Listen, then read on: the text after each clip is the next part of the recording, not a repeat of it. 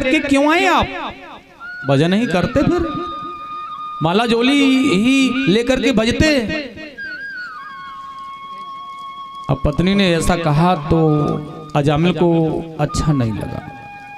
झोली मालाओं को रख दिया, काला पटका मस्तिष्क पर बांध लिया और प्रण कर लिया, भजन नहीं करूंगा।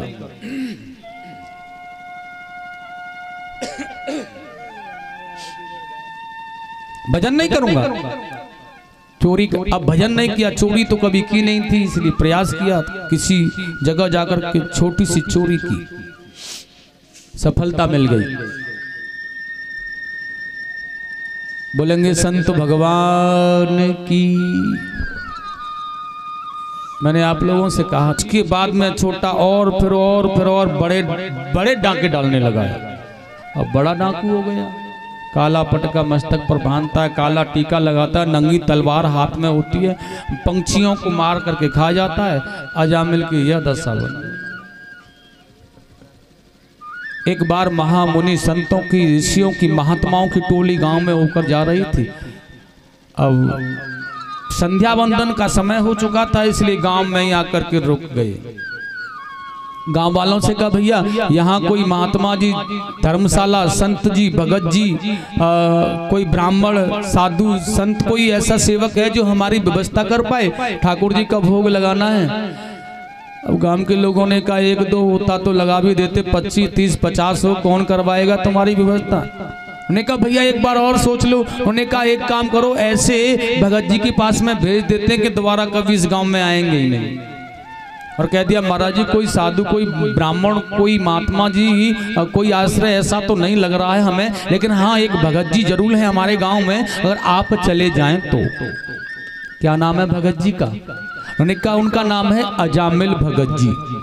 गुरुजी ने कहा, अजामिल और भगत जी ये तो मेल ही नहीं मिलता, लेकिन हमारा करेगा क्या? इसे कहते हैं संतता। चलेगा?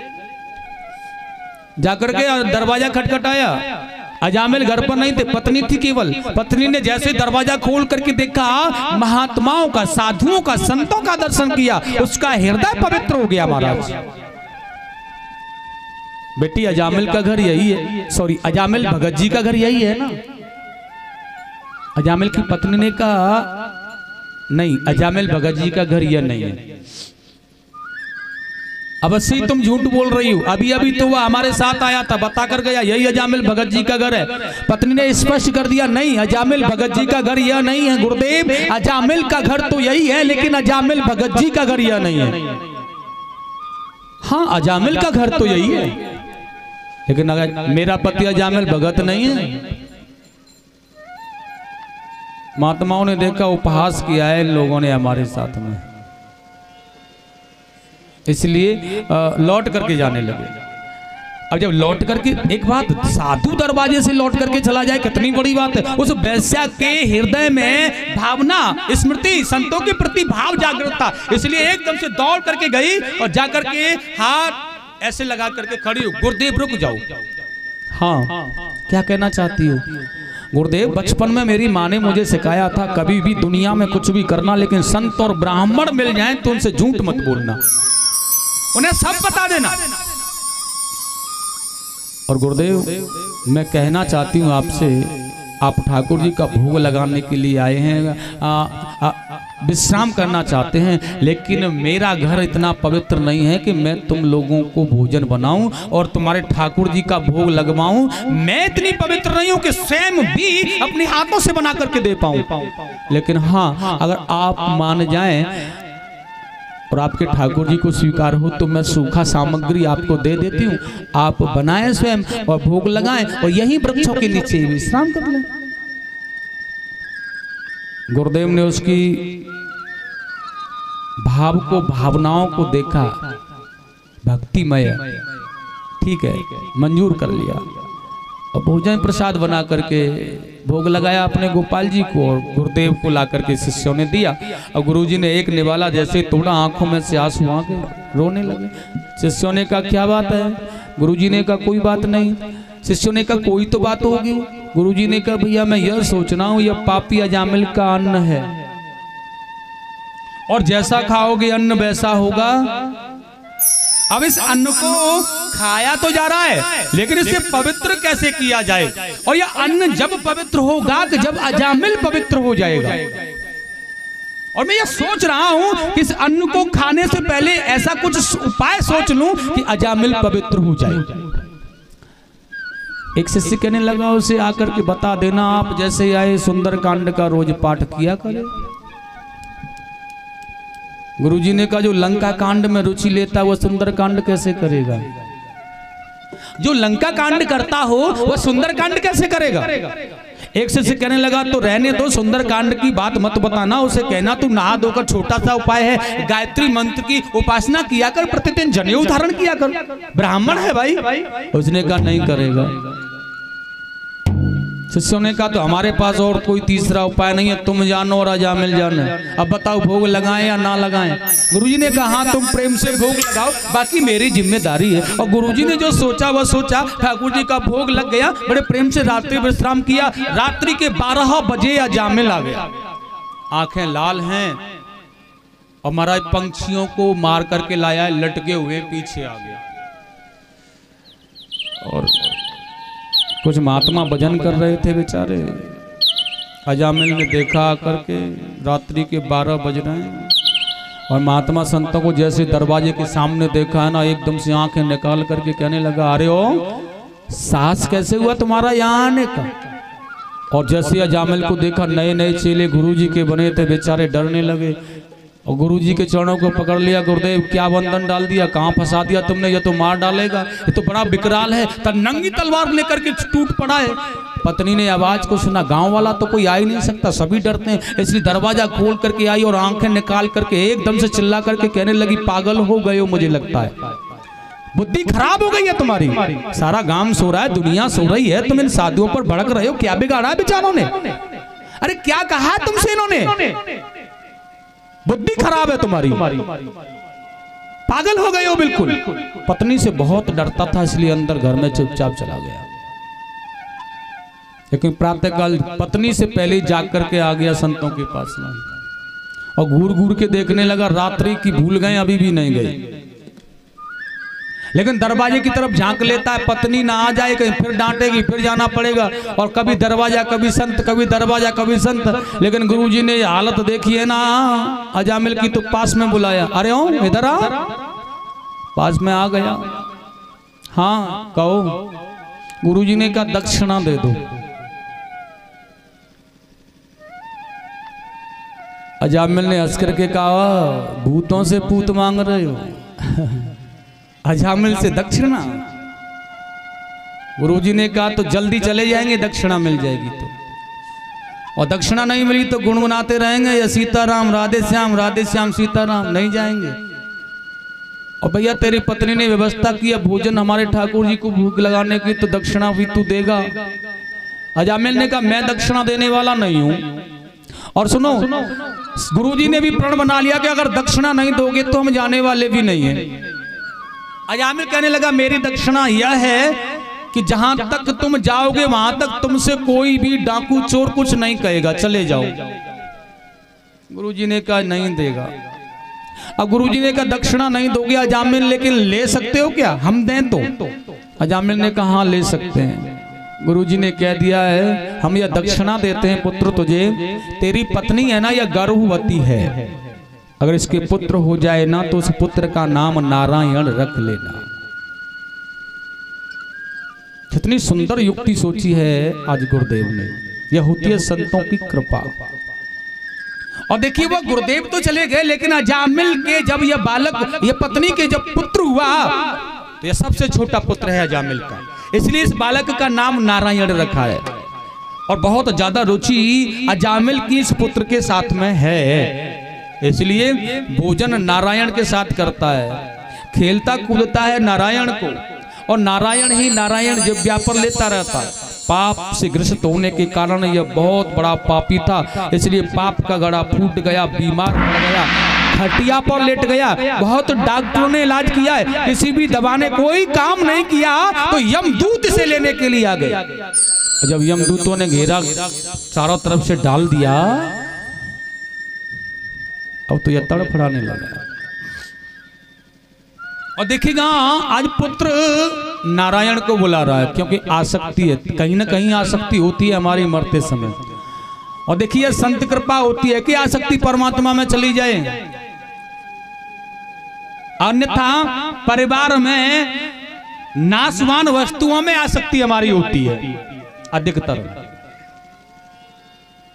ये तो परमात्मा की कृपा, संतों की कृपा है कि प्रीति ठाकुर जी से लग जाए। और देखिएगा अंत समय यमदूत आ गए, लेकिन प्रीति कहां लगी है? पुत्र में। और पुत्र कौन है? नारायण।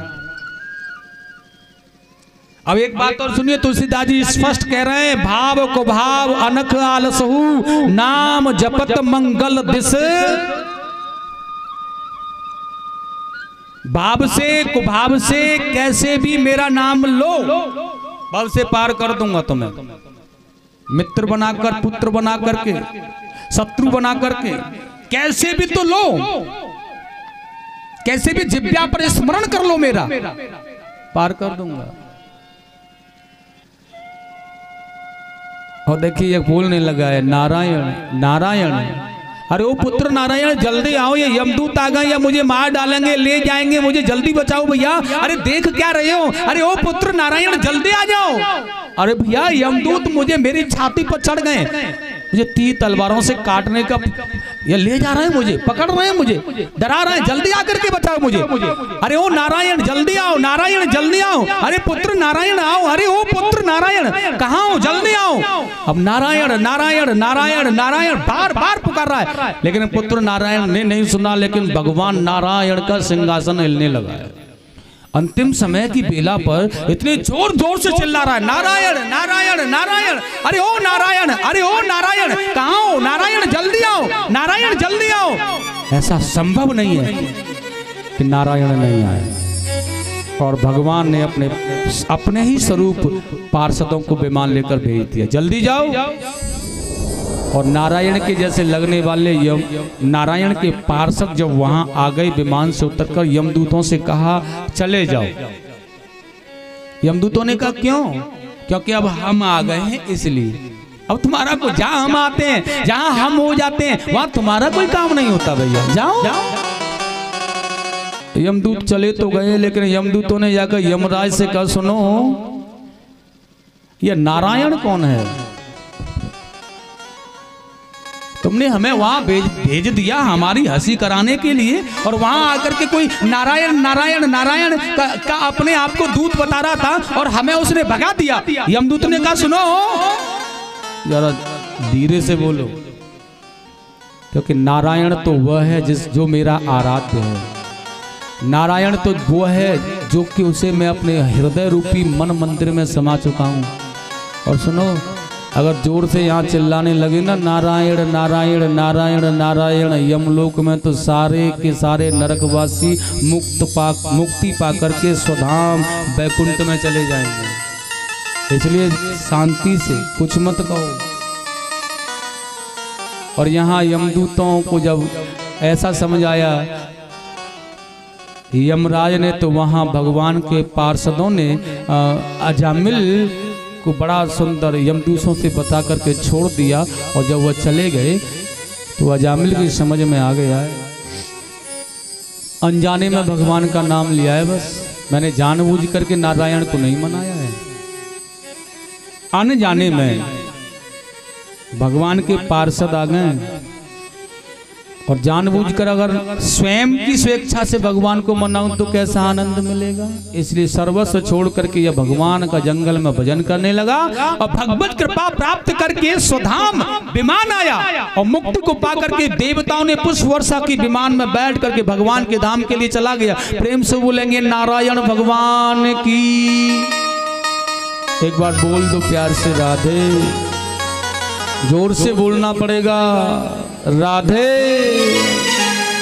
अब किसी महफिल में जाने की हमें फुर्सत नहीं, क्योंकि अब हमें कहीं जाने की कोई आवश्यकता नहीं है। और जाना भी नहीं चाहिए, क्योंकि जब ऐसी महफिल मिल जाए उसमें आकर के किसी की हमें जरूरत पड़े ही नहीं, तो फिर दुनिया की महफिलों में भटकने से हमें क्या फायदा है।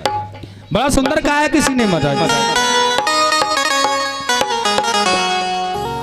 अब किसी महफिल में जाने, ध्यान से और बड़े आनंद से सुनना, कि हमें फुर्सत नहीं। क्यों?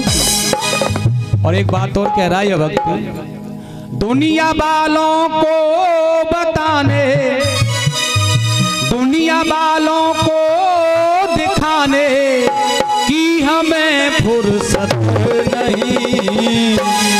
अब किसी महफिल में जाने कि हमें फुर्सत नहीं। अब किसी महफिल में जाने कि हमें फुर्सत नहीं। अब किसी महफिल में जाने कि हमें फुर्सत नहीं। अब किसी महफिल में जाने कि हमें फुर्सत नहीं। और दुनिया वालों को बताने, दुनिया वालों को बताने कि हमें फुर्सत नहीं। अब किसी महफिल में जाने कि हमें फुर्सत नहीं। अब किसी महफिल में जाने कि हमें फुर्सत नहीं। हरि बोल।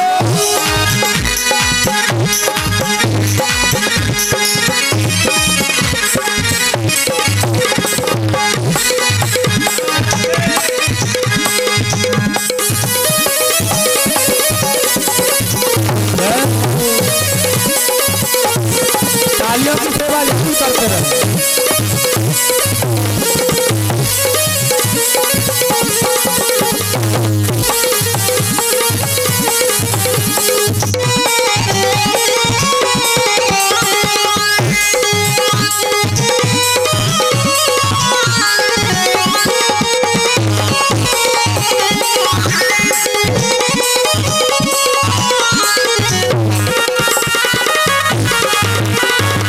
और कहने लगे वो भक्त भगवान से,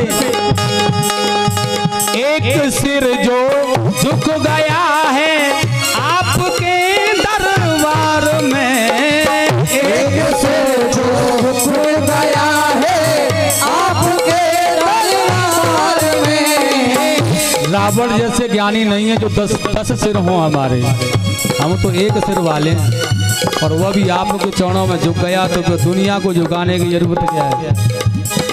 इसलिए कहा है, एक सिर जो झुक गया है आपके दरबार में, एक सिर जो झुक गया है आपके दरबार में। फिर कहीं पर सर झुकाने, फिर कहीं पर सर झुकाने की हमें फुर्सत नहीं। फिर कहीं पर सर झुकाने की हमें फुर्सत नहीं। ओ दुनिया वालों को बताने, दुनिया वालों को बताने कि हमें फुर्सत नहीं।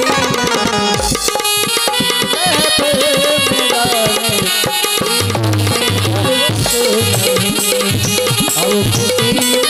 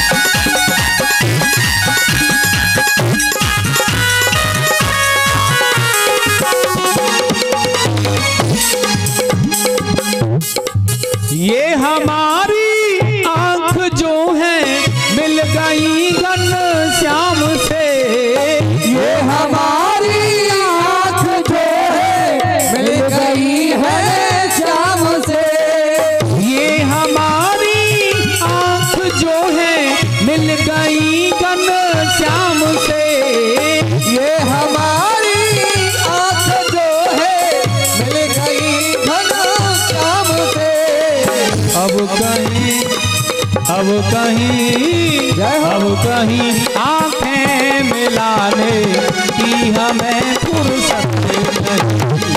अब कहीं आंखें मिलाने की हमें फुर्सत नहीं। ओ दुनिया वालों को बताने, दुनिया वालों को बताने की हमें फुर्सत नहीं। अब किसी महफिल में जाने की हमें फुर्सत नहीं।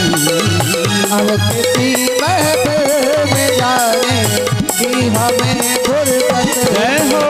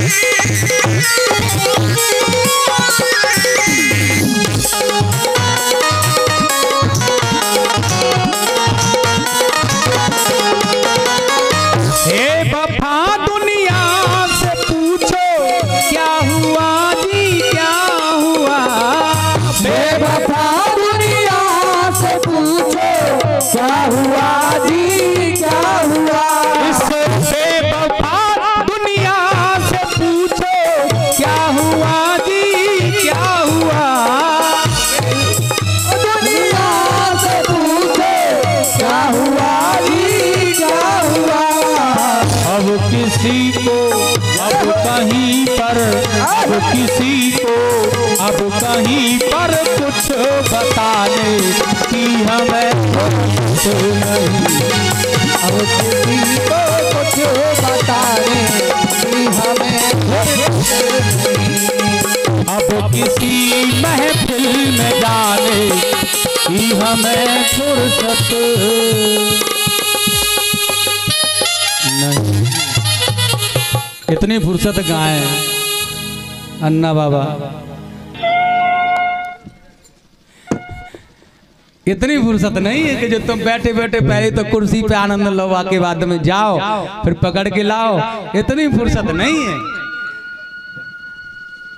ये तो तुर्त दान महाकल्याण, बड़ा आनंद है। एक बार बोल दो प्यार से राधे राधे, अरे जोर से बोल दो राधे राधे राधे। बड़ा सुंदर बात है।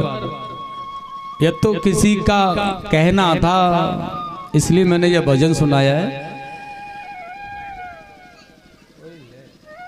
नहीं तो गोविंद की कथा से भजनों का भी मन नहीं करता है। दृष्टांतों का तो करता ही नहीं। 5वां दिन है, एक दृष्टांत कहा है मैंने केवल अभी, वो भी कंजूसों के लिए। 5वां दिन है आज कथा का। अगर 7वें दिवस की कथा होती ना तो गोवर्धन पूजन चल रहा होता है? कल एक बात और हुई थी महाराज दानियों के विषय में। मैंने तो दान दिया था, नाम लिख देना अन्ना बाबा है। उन्होंने गुप्त ही दान बोल दिया, गुप्त दान बोल दिया। देखिए एक जगह बहुत बड़ी विशाल कथा हो रही थी महाराज जी, ध्यान से सुने। और जब कथा चल रही थी तो कमेटी वाले दान तो ले रहे थे।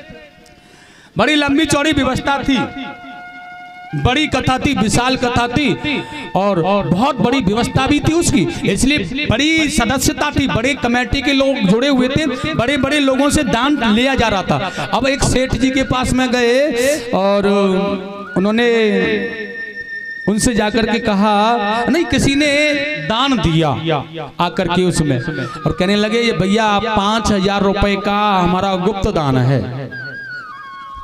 क्या कहना है? गुप्त दान। और आकर के कमेटी वालों ने माइक लिया और बोल दिया 5000 रुपए गुप्त दान। और सेठ जी के मन में बड़ी खुदर पुदर, या दान तो भूल गया, हमने कह दिया। लेकिन अब यह बैठे हुए लोगों को कैसे पता चले कि यह दान दिया किसने है? यह दान किसने दिया है? अब कमेटी के लोगों को बुला करके बड़े प्यार से कहने लगा, सुनो भैया इधर आओ। हाँ हमारा दान भूल गया। उन्होंने कहा भूल गया कि कहाँ बोला है? कि कहा तो था कि गुप्त दान। उन्होंने कहा ऐसे नहीं मानूंगा। तो कैसे मानोगे? ऐसा बताओ कि जो अच्छा अतिथियों के लिए जो बड़ी कथाएं होती है विशेष रूप से उनकी व्यवस्था थोड़ी अलग होती है। महात्माओं के लिए, संतों के लिए और अतिथियों के लिए थोड़ी अलग व्यवस्था थी मंच की तरफ। उन्होंने कहा ऐसा कहो जो मंच पर बैठे हुए हैं या गुप्त दान उन्होंने दिया है। उन्होंने कहा महाराज जो मंच पर बैठे हैं या गुप्त दान उन्होंने दिया है। अब फिर खदर पदर होने लगी है, मंच पर तो बहुत लोग बैठे हैं।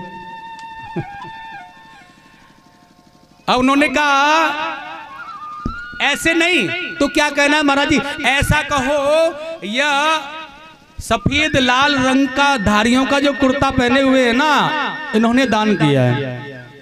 ने कहा महाराज जी यह जो सफेद लाल धारियों का कुर्ता पहने हैं ना, यह इन्होंने दान किया है। लेकिन वहां और भी पहने हुए थे ऐसे कुर्ते।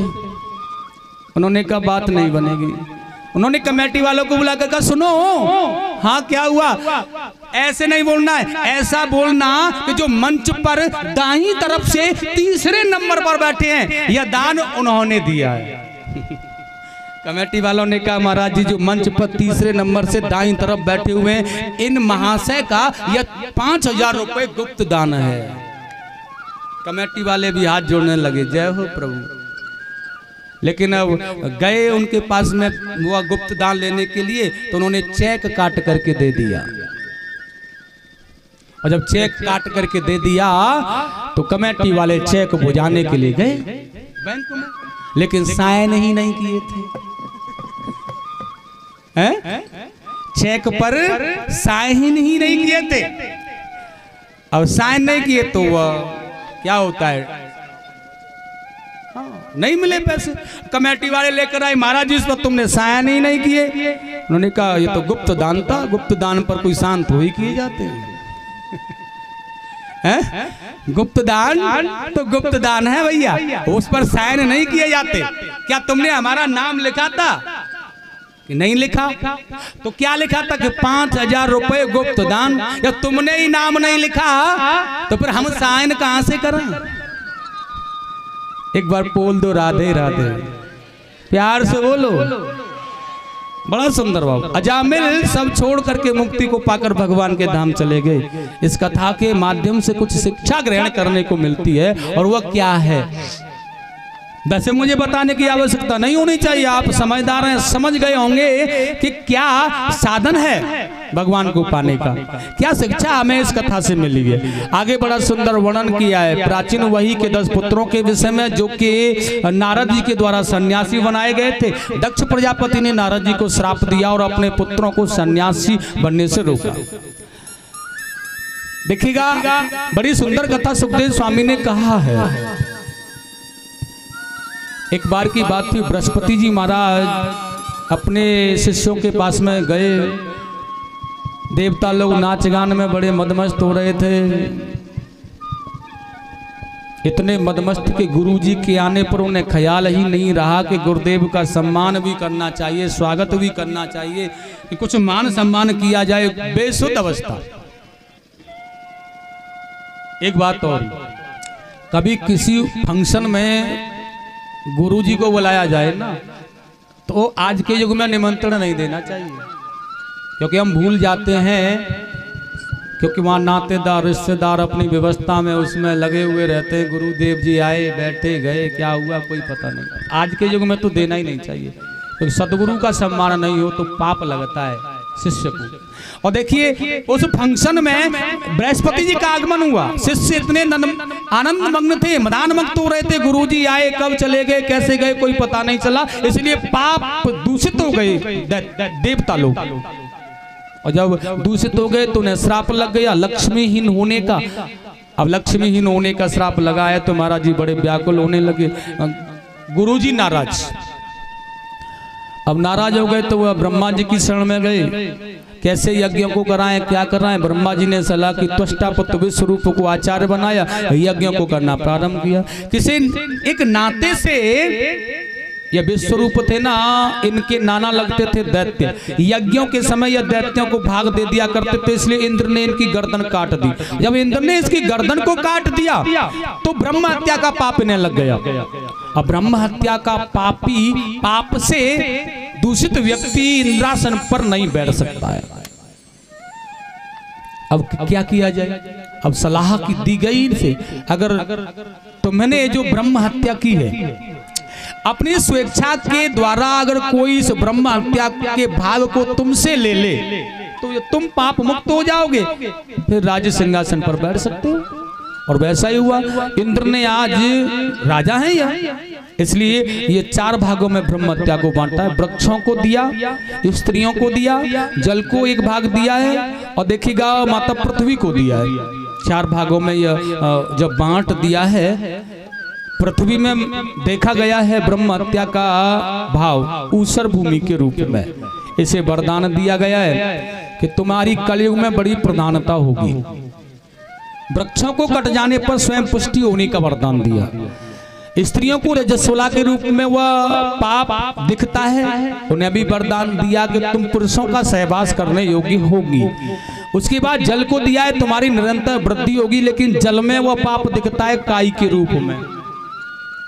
कभी जल तर्पण किया जाए तो किसी तीर्थ में, किसी सरोवर में अगर काई आए तो उसे हटा देना चाहिए, उसके बाद तर्पण करना चाहिए। स्नान भी उसके बाद ही करना चाहिए, उसे हटा कर। अब तुम्हारा विश्वरूप का वध कर दिया गया। इंद्र इंद्रासन पर बैठा है। त्वष्टा जी को बड़ी परेशानी हुई, इसलिए इंद्र को मारने वाले पुत्र की प्राप्ति के लिए यज्ञ किया, लेकिन ब्राह्मणों से थोड़ी सी भूल हो गई। इंद्र को मारने वाला पुत्र प्राप्त हो, इसलिए वह इंद्र के द्वारा मरने वाला पुत्र हो, ऐसा कर गए। और जब ऐसा कर गए तो महाराज एक विकराल बड़ा भयानक दैत्य निकला वृतासुर नाम से। स्वामी सुखदेव जी ने कहा ये देवताओं की सेना में खलबली मचाने लगा है, बड़ा विकराल रूप है इसका। लेकिन भगवान विष्णु की शरण में गए देवता लोग तो महामुनि, पृथ्वी पर रहने वाले महान तपेश्वरी संत शिरोमणि महाराज दधीक्ष की अस्थियों के द्वारा अस्त्र बनाया गया, जिस अस्त्र के द्वारा वृतासुर का वध किया देवताओं ने और पुनः अपने आप को सुरक्षित किया है।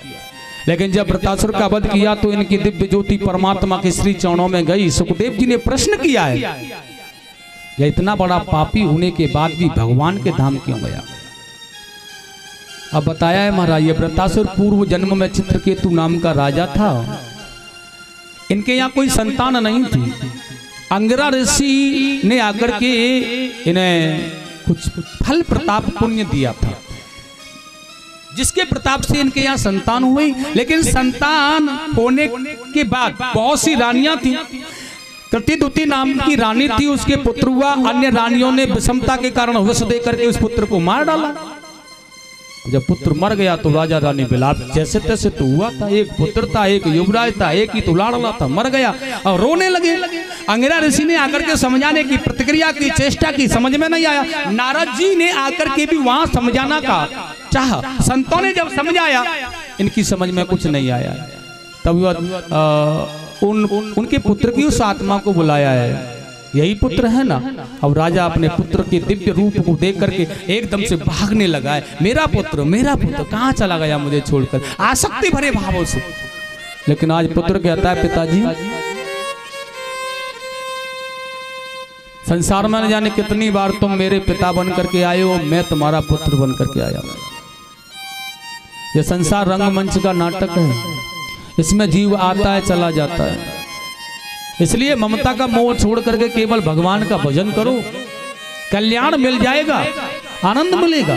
और ऐसे उपदेशों को पाकर के यह भगवान का भजन करने के लिए चले गए, सर्वस्व छोड़ दिया और इतना कठोर तप किया कि भगवान का विमान आया इन्हें लेने के लिए। और भगवान ने इतनी बड़ी कृपा की राजा चित्रकेतु पर कि इनको अपना पार्षद बना लिया। एक दिन यह विमान में बैठ करके भ्रमण करने के लिए जा रहे थे और भ्रमण करते हुए विमान में बैठे हुए राजा चित्रकेतु पार्षद जो बने हैं कैलाश के ऊपर होकर के गुजर रहे थे, तो वहां पार्वती को गोद में बिठाल करके भगवान सप्तऋषियों को उपदेश कर रहे थे। और एकदम से देख करके कहने लगा, ये सुनो, योगियों के परम योगेश्वर कहलाने वाले महादेव पत्नी के स्नेह के साथ में ज्ञान उपदेश कर रहे हैं। यह कहाँ का नियम है? अब भगवान भोले भंडारी तो बोले भोले हैं। माता पार्वती ने देखा, एकदम से पास में बुलाया, कहा रहे हो इधर आ, और कहने लगे तू भगवान का पार्षद होने के लायक नहीं है, मैं तुझे श्राप देती हूँ, तूने दैत्यों की जैसी प्रवृत्ति को धारण किया है, इसलिए दैत्य योनि में चला जा। अब यह क्षमा मांगने लगा है, भूल हो गई मैया। माता ने कहा पुत्र मैंने तुझे श्राप तो दे दिया है, लेकिन तू दैत्य योनि में जाएगा और शीघ्र ही वृत्रासुर नाम का दैत्य बनेगा और इंद्र के हाथों मारा जाएगा और भगवान के श्री चरणों में विलीन हो जाएगा। स्वामी सुखदेव जी ने कहा राजा परीक्षित इस भांति चित्रकेतु वृत्रासुर बनकर के मृत्युलोक में जाकर दैत्य बने और भगवान इंद्र के हाथों मृत्यु को पाकर के वह स्वधाम भगवान के पार्षद पुनः बने। प्रेम से बोलो आनंद कंद भगवान की। देखिए आगे की बड़ी ही सुंदर कथा आती है महाराज। मैंने आपको बताया था 12 भगवान ने हिरण्याक्ष का वध किया और जब 12 भगवान ने हिरण्याक्ष का वध कर दिया है तो उनके बड़े भाई हैं जिनका नाम है हिरण्याकश्यप। भाई के मर जाने पर भाई को दुख होता है और जब दुख हुआ तो माताएं बहनें परिवार के लोग रो रहे थे, तो इन सभी को समझाने के लिए हिरण्याकश्यप आ गया और माँ को समझा रहा है मैया यह संसार रंगमंच का नाटक है, इसमें जीव आता है और चला जाता है। माँ आने वाले का सत्कार और सम्मान करो, जाने वाले को तो जाने ही दो, क्योंकि तुम्हारे हाथ और तुम्हारे बस में नहीं है उसे रोक लो। जो जा रहा है उसे जाने दो। ठीक उसी भांति माँ एक प्याऊ लगा करके पानी पिलाने वाला व्यक्ति है माँ, और वह पानी पिला रहा है, उसका कर्म है केवल पानी पिलाना। और जो भी आ रहा है हर किसी यात्री को, हर किसी प्यासे को पानी पिलाए, लेकिन वह पानी पिलाने वाला अपने कर्तव्य पथ मार्ग को भूल करके अगर सबसे पूछने लग जाए कौन सा गांव है, कहां से आए हो, क्या जाति है, क्या करते हो, तो रिश्तेदारी निकल आएगी। और अगर रिश्तेदारी निकल आएगी और रिश्तेदारी निकलने के बाद अगर वो अपने घर नहीं ले गया, राजी खुशी नहीं पूछी, कुशल नहीं पूछी, कुछ भेंट नहीं दी, अगर अच्छी तरह नहीं मिला तो फिर बदनामी होगी। इसलिए वह रिश्तेदारी के निकलने पर अपने कर्तव्य पथ को भूल जाएगा, पानी नहीं पिलाएगा, प्याऊ को छोड़ देगा, उसे घर ले जाएगा, उसकी खातरदारी में लगेगा, उसका कर्तव्य पथ मार्ग भटक जाएगा। इसलिए माँ उसका केवल एक ही कार्य है, जल आने वाले को जल पिलाए और जाने वाले को जाने दे, उसे न रोके। उसी भांति संसार का नियम है, आने वाले का सत्कार करो, जाने वाले को जाने दो, उसे आप नहीं रोक सकते। ऐसा उपदेश किया इसने, लेकिन आगे चलकर सिंहासन पर जब बैठा तो अपने मंत्रियों से यह सलाह करने लगा है, मेरे भाई को मारने वाले से नारायण इस विष्णु से मैं बदला लेना चाहता हूं, ऐसी कोई युक्ति बना बताओ कि मैं इसका वध कर पाऊं। कुछ समझदार लोगों ने कहा है भगवान का वध करना तो बड़ा मुश्किल है, लेकिन यह तो कामांध हो गया, पागल हो गया, या भगवान त्रिलोकीनाथ को मारने की ठान लिया इसने। समझदार लोग कहने लगे हमारे राजा हैं यह, हम इनका अन्न खाते हैं तो उसका भुगतान भी करना चाहिए, क्योंकि यह जीवित रहे तो ज्यादा बढ़िया है। और जीवित कैसे रहेंगे? समझदार लोगों ने कहा अगर भगवान से बैर करना है, विष्णु से बैर करना है ना राजन, तो आपको तपस्या करनी पड़ेगी, और तपस्या के प्रताप से शक्तियां प्राप्त करनी होंगी, और यह तपस्या करने के लिए जा रहा है। स्वामी आदरणीय सुखदेव जी कह रहे थे तपस्या करने गया तो देवराज इंद्र तोता बनकर वहां बैठ गए, और जैसे यह तपस्या करने वाला ही था कि वह नारायण नारायण नारायण नारायण, अब यह तो बड़ा मदमांगन है, खल प्रवृत्ति का दुष्ट आत्मा है, इसलिए नारायण का शब्द सुना, लौट करके आ गया, अपशगुन हो गया, अपशगुन हो गया। इनकी एक बहुत सुंदर सुशील पत्नी थी महाराज, जिनका नाम था कयादू। कयादू ने देखा पतिदेव तपस्या करने गए, क्यों लौट करके आए हैं? अब ऐसे ही पूछ ले इन्हें कि क्यों गए थे, क्यों आ गए, तो ये दैत्य राज हैं, पत्नियों की क्या कमी है इनके पास।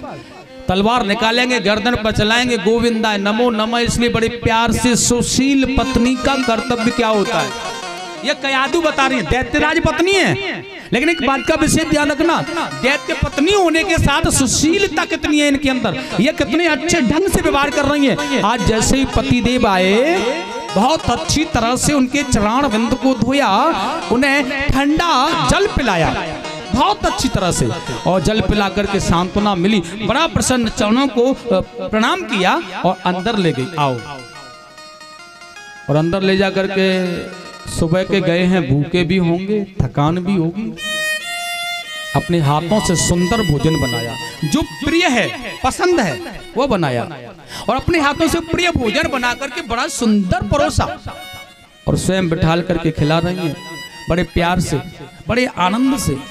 लेकिन मन में वो चल रहा है कि कहाँ गए थे, क्यों गए थे, और क्यों आए हैं लौटकर, क्यों नहीं तपस्या की। पूछने का साहस नहीं है। दैत्यराज हैं, पतिदेव बड़े क्रोधी, बड़े बलवान हैं, इसलिए बड़ी अकलबंदी से काम लिया। स्वामी, मैंने आपके जैसा बड़ा बलवान योद्धा नहीं देखा कहीं। अब पत्नी का तो धर्म है कि उसका पति सर्वस्व है, और ऐसा वो पत्नी कह रही है तो कोई बड़ी बात नहीं है। लेकिन अब यह अभिमानी जीव के सामने ऐसा कहा जाए तो वो फूल कर लट्टू हो गया। इसलिए कहा, सत्य कहती हो, इस दुनिया में मेरे समान बलवान योद्धा कोई है ही नहीं। लेकिन कयादू ने कहा, तो स्वामी आज तपस्या करने के लिए गए थे ना, हाँ, तो फिर लौट क्यों आए। दैत्यराज हिरण्याकश्यप ने सोचा, इसका मतलब यह सोच रही है मन ही मन के मैं किसी से घबरा करके आ गया। देखिए, किसी में बड़ी मानता कि तुम जैसा कोई योद्धा ही नहीं मैंने देखा। और अब हिरण्याकश्यप के दिमाग में क्या है कि यह ऐसा सोच रही है अंदर ही अंदर के किसी के भय से आए, इसलिए उगल दिया। नहीं, मैं तपस्या करने गया था, वहां एक तोता आकर के बोल रहा था, नारायण नारायण नारायण नारायण नारायण नारायण। देवी, तुम्हें भली भांति पता है नारायण मेरा शत्रु है, अब शगुन हो गया इसलिए लौट आया हूं। कयादू ने देखा, वाह, भगवान की बड़ी कृपा है आज हमारे ऊपर। और जब भगवान की कृपा मिल रही है तो कयादू जैसी पत्नी तो उसे छोड़ नहीं सकती, निश्चित है। इसलिए कयादू ने निर्णय कर लिया है कि अब तो मैं ज्यादा से ज्यादा अपने पति से इसी बात को पूछती रहूंगी। अब थके हुए भी थे, इसलिए पैर दबाने लगे। अच्छा बिस्तर लगाया, अच्छा शयन कराया और पैर दबाया बहुत अच्छी तरह से। लेकिन थोड़ी देर बाद कहा, स्वामी मैं आपको भोजन करा रही थी, तब मैंने कहा था वो आप कह रहे थे कुछ तोता बोल रहा था, क्या बोल रहा था, भूल गई मैं। हिरण्याकश्यप ने कहा, वो तोता बोल रहा था नारायण नारायण नारायण। कयादू ने बड़े प्रेम से कहा है, एक बात बताओ, आप तो मुझे जैसे चाहे वैसे बना लेते हैं, कहीं ये तोते बोलते हैं। कयादू ने जब ऐसा कहा तो हिरण्याकश्यप कहने लगा, हाँ बोला था उसने नारायण नारायण। कयादू जैसे पत्नी ने घुमा करके फिर कहा, जब वह तोता वहां नारायण बोल रहा था और हमें अपना कार्य करना था, हमें तपस्या करनी थी, वह तोता वहां नारायण का भजन कर रहा था, तुम किसी दूसरे स्थान पर जाकर नारायण अपना तपस्या करते। हिरण्याकश्यप ने कहा, मैं दूसरी जगह गया तो वह तोता मेरे पीछे चला गया, मैं जहां जहां गया वो तोता नारायण नारायण करता हुआ चला गया वहीं। और यह बड़े आनंद भाव से नारायण नारायण नारायण कहलवाती कहलवाती जा रही हैं, और 108 बार नारायण शब्द का उच्चारण करा ही लिया।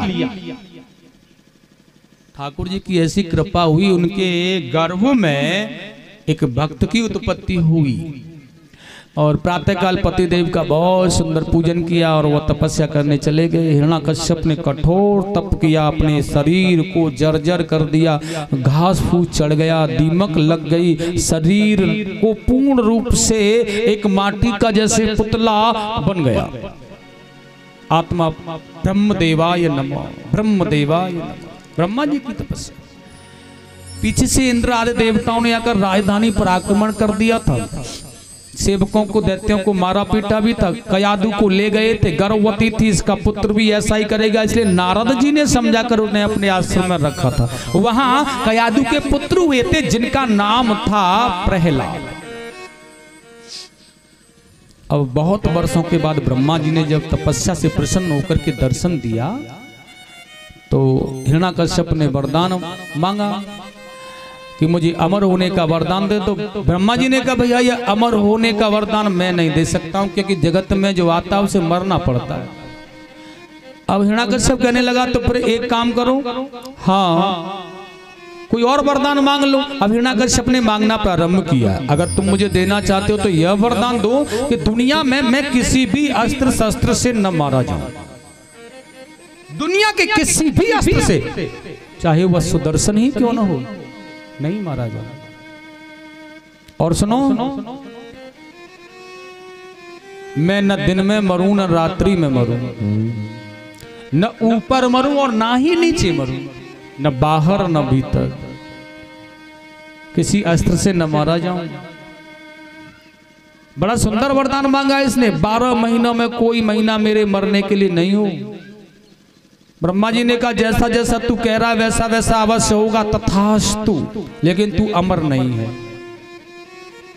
अब भैया मेरा काम तो तेरी तपस्या से प्रसन्न होकर के वरदान देने का है, अब वो मारने वाले का काम है, वो कैसे मारेगा यह मैं नहीं सोचूंगा, उसे सोचना है कैसे मारना है तुझे।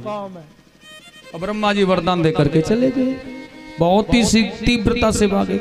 अब देखिएगा जब इतना बड़ा शक्तिशाली यह हो गया है तो एक बार के लिए तो भगवान बैकुंठ नाथ को भी सूक्ष्म रूप माने बैकुंठ छोड़ना ही पड़ा शायद। ऐसा प्रकोप और खौफ हिरण्याकश्यप का था उस जमाने में, वह त्रिलोकपति सुदर्शन से भी नहीं मारा जाएगा। अब तो विचार करना पड़ेगा, दुनिया में ब्रह्मा की सृष्टि का बनाया हुआ कोई भी जो भी जीव जंतु चराचर भूत त्रिलोकी कुछ भी है, कोई नहीं मार सकता। बड़ी विषमता है। अब समय का इंतजार कर रहे हैं, क्या करना। देखिएगा यहाँ तो बड़े अत्याचार पाप दुष्कर्म करने लगा उस जमाने में जो हिरण्याकश्यप का राज है। क्या हो रहा है महाराज, देखिए इसने सबसे पहले देवताओं को बलहीन किया है, शक्ति छीन कर दी उनकी। और देवताओं की शक्ति छीन कैसे हुई, महात्मा साधुओं को ब्राह्मणों को सताने से। जब जब अत्याचार हुआ है संसार में, चाहे कलयुग हो, चाहे त्रेता हो, चाहे द्वापर हो, चाहे सतयुग हो, तब तब संत और ब्राह्मणों पर अत्याचार किया गया है, ध्यान रखना।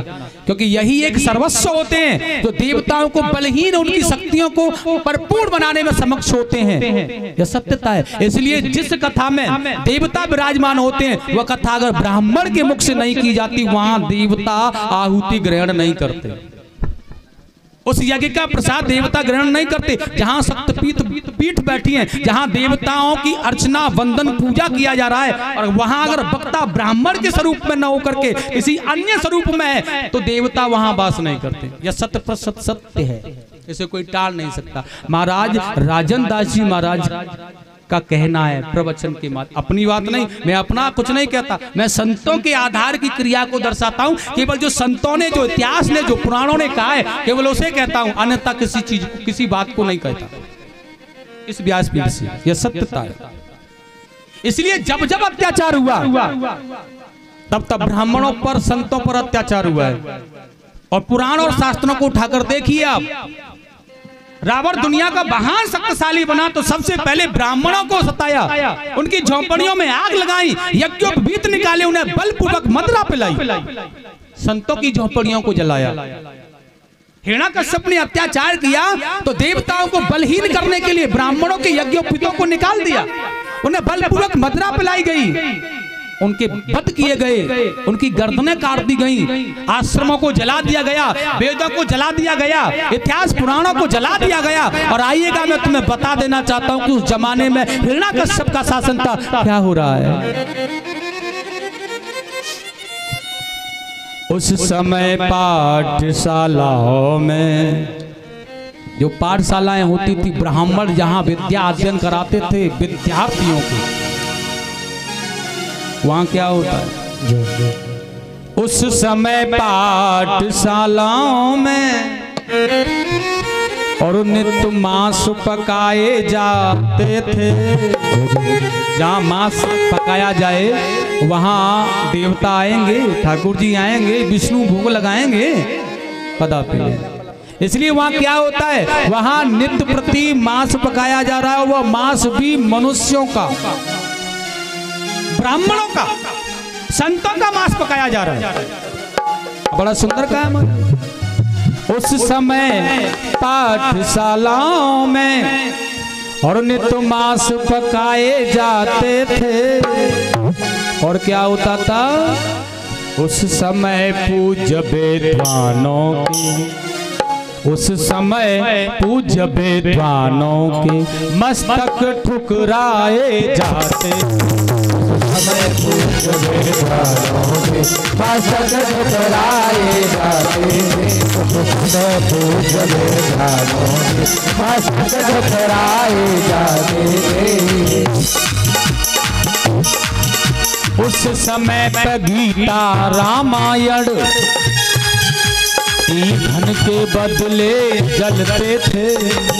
उस समय पे गीता रामायण ईंधन के पे जलते थे। ईंधन के बदले जलते थे। ईंधन के बदले जलते थे। और उस समय देव प्रतिमाओं पर, उस समय देव प्रतिमाओं पर निर्द्वंद हथौड़े, निर्द्वंद